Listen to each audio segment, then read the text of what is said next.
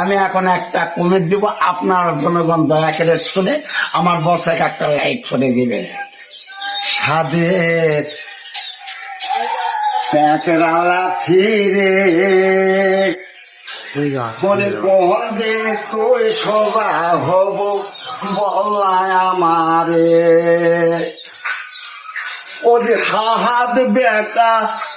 বাহু বেকা বেকা টিনের ঘর,